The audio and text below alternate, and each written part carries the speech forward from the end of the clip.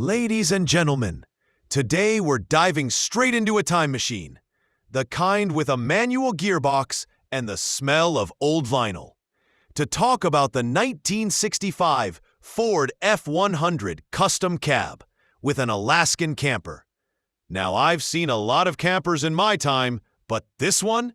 It's like if your granddad decided to mix a working-class pickup with a tiny cabin and said, "Yep, that'll do for the weekend." And somehow, it worked beautifully. Before we roll further, hit that subscribe button so you don't miss out on more vintage rigs, questionable jokes, and the occasional neighbor story that probably violates HOA rules. Now, back to this dandy machine. Under that long, two-tone green and white hood lives a 240 cubic inch, 3.9-liter inline-six engine. A motor that doesn't just purr, it hums like an old friend after a beer or two. It's paired with a 3-speed manual transmission mounted on the column, which I believe is the ultimate anti-theft device these days. Most kids wouldn't even know where to start. This Canadian market F-100 was built in Oakville, Ontario. Back when Ford still believed rust prevention meant paint it thicker. It rides on white-finished steel wheels wrapped in Yokohama LT Radial 215s with drum brakes on all four corners. No fancy ABS or traction control here. Just you, a brake pedal, and faith.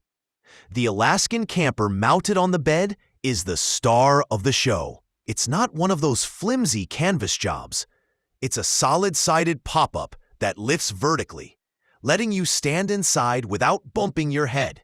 Unless, of course, you're my buddy Dave, who managed to do that twice before realizing the ceiling was already up.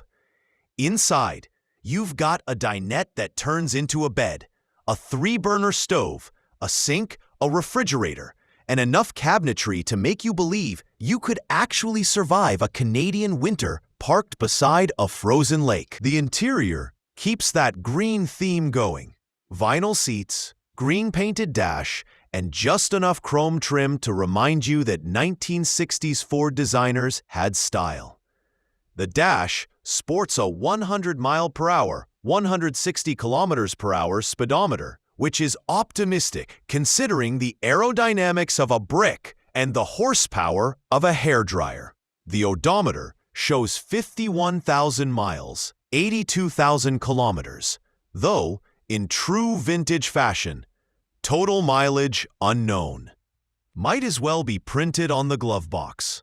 As for the price, this beauty sold for $20,000 USD, 18,500 euros in June 2023, which, if you ask me, is a fair deal for something that doubles as both transportation and accommodation.